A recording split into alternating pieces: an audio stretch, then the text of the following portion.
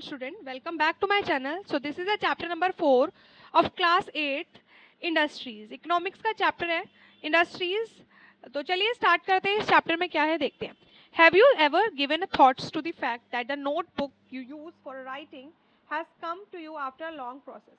बहुत long process के बाद ये notebook हमारे पास आती है, हमारे तक आती है manufacturing company से. It started its life as a part of a tree. It was cut down and transported to the pulp mill. There was wood of the tree processed and converted into wood pulp. Yes. देखो ये हमारे पास notebooks आती हैं, would say बनाई जाता है basically, but wood pulp की form में कन्वर्ट होता है. The wood pulp was mixed with chemical and finally change its paper by machines की हेल्प से वुड पल्प पेपर में चेंज होता है. फिर उसके बाद कुछ केमिकल्स के हेल्प से इंक उसके अंदर लगाई जाती है, इंक चढ़ाई जाती है लाइंस के लिए.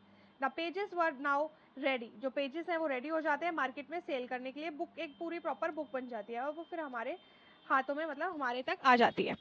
तो next is secondary activity and manufacturing activity हम पढ़ेंगे. सेकेंडरी एक्टिविटी को ही हम मैन्युफैक्चरिंग एक्टिविटी कहते हैं. वैसे तो ये 3 तरीके की होती हैं, दैट इज प्राइमरी, सेकेंडरी और टर्शियरी. तो इसमें सेकेंडरी है, सेकेंडरी के बारे में पढ़ते हैं. सेकेंडरी एक्टिविटी और a primary activity change raw material into product में चेंज करती है. सेकेंडरी एक्टिविटी या फिर प्राइमरी मैन्युफैक्चरिंग एक्टिविटी हम कह सकते हैं इसे.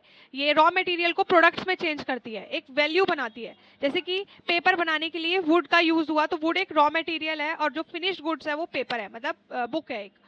As have you seen pulp was change into paper. जैसे कि आपने अभी देखा कि पल्प को चेंज किया गया पेपर में, पेपर नोटबुक में. और दिस रिप्रेजेंट 2 स्टेजेस का इसमें काम हुआ. The paper made from pulp and cloth made from cotton. जैसे कि पेपर पल्प से बनाया जाता है, वुड पल्प से. क्लोथ्स जो हैं वो कॉटन से बनाए जाते हैं. फिर भी कॉटन की इतनी वैल्यू नहीं होगी जितनी क्लोथ्स की वैल्यू होगी. वुड की इतनी वैल्यू नहीं होगी वुड पल्प की जितनी पेपर की वैल्यू होगी. सेम उसी तरीके से बताया हुआ है कि मैन्युफैक्चरिंग प्रोसेस में फिनिश प्रोडक्ट की ज़्यादा वैल्यू होती है, मोर वैल्यू होती है as compare to raw material. Raw material से ज़्यादा वैल्यू फिनिश प्रोडक्ट की होती है. Next is industry. इंडस्ट्री के बारे में हम देखते हैं. Industry refers to an economic activity. ये एक इकोनॉमिक एक्टिविटी है that is concern with production करती है गुड्स का, एक्सट्रैक्शन करती है मिनरल्स को, प्रोविजन एंड सर्विसेज भी देती है. जैसे कि स्टील इंडस्ट्री हो गई जो कि गुड्स का प्रोडक्शन करती है. कोल माइनिंग इंडस्ट्री होगी जो कि एक्सट्रैक्ट करती है कोल को, धरती पे से निकालती है, धरती में से एक्सट्रैक्ट मतलब निकालना. और टूरिज्म इंडस्ट्री जो कि सर्विस प्रोवाइड करती है. तो ये तीनों ही चीज़ इंडस्ट्री सेक्टर के अंदर आते हैं. Next is classification of industry. Industries को क्लासिफाई करके बताया हुआ है. Yes. Raw material industries may be agro-based, mineral-based, marine-based, forest-based, depending on the type of industry, raw material for use.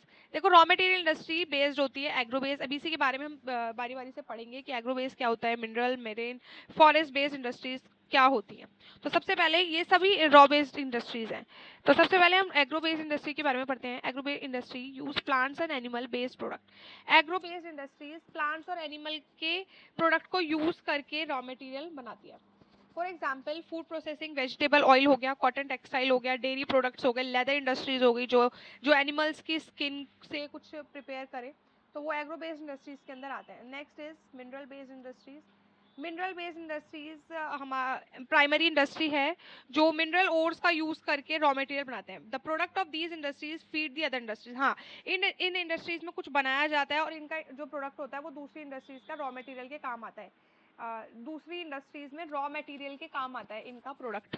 जैसे कि आयरन ओर इंडस्ट्रीज में से आयरन और ओर को अलग करके आयरन बना, iron made from iron ore. Iron ore से बना जो कि एक इंडस्ट्री में बना, माइनिंग मिनरल इंडस्ट्रीज में बना. अब वो आयरन है उसका दूसरी इंडस्ट्री भी यूज करेगी कुछ और मैन्युफैक्चर करने के लिए, जैसे कि मशीन्स या फिर बिल्डिंग मटेरियल्स बनाने के लिए, रेलवे कोचेस बनाने के लिए आयरन का यूज होता है. पर आयरन को कहाँ बनाया गया, एक आयरन मिनरल बेस्ड इंडस्ट्री में आयरन ओर की हेल्प से. तो इसमें बताया हुआ है कि 2 प्रोडक्ट से मिलकर एक न्यू प्रोडक्ट बनेगा. अब वो न्यू प्रोडक्ट भी मैन्युफैक्चरिंग कंपनी में, मैन्युफैक्चरिंग इंडस्ट्रीज में काम आएगा कोई एक दूसरा प्रोडक्ट बनाने के लिए. ठीक है, मतलब फॉर एग्जांपल ये हमने आयरन ओर का हेल्प लिया, आयरन को अलग, आयरन एक्सट्रैक्ट करा, उसमें से आयरन निकाला. अब आयरन का यूज़ करके हम कुछ और चीज़ बनाएंगे, तो ये मिनरल बेस्ड इंडस्ट्री के अंदर आ जाता है. आई होप ये आपको समझ आ गया होगा. नेक्स्ट आता है हमारा मैरीन बेस्ड इंडस्ट्रीज, जो कि एक ओशन सीज मटेरियल निकालती है, रॉ मटेरियल निकालती है फिश ऑयल मैन्युफैक्चर करने के लिए। जैसे कि ये सी बेस्ड इंडस्ट्री होती है बेसिकली, सी और ओशन, जिसमें से वाटर में से कुछ चीज़ एक्सट्रैक्ट करना, निकालना और उसका हेल्प करके कुछ न्यू चीज़ प्रोडक्ट बनाना। फॉरेस्ट बेस्ड इंडस्ट्री फॉरेस्ट पे डिपेंड होता है। फर्नीचर बिल्डिंग्स, जिससे वुड पल्प ये सब चीज़ें बनाई जाती हैं, फर्नीचर्स बिल्डिंग्स और पेपर्स, ये सब चीज़ें, कुछ दवाइयाँ भी बनाई जाती हैं।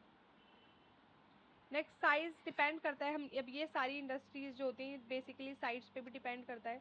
It refers to the amount of capital invested. Capital होता है ना पैसा, कैपिटल होता है पैसा, कि कितना हम पैसे उसमें इन्वेस्ट कर रहे हैं, कितने पैसे हम अपनी इन्वेस्ट कर रहे हैं अपनी कंपनी में, अपनी इंडस्ट्रीज में। ठीक है, कैपिटल होगा पैसा, of people employed and the volume of production. Based on size पे डिपेंड करता है इंडस्ट्री की, लार्ज स्केल है या फिर स्मॉल स्केल है।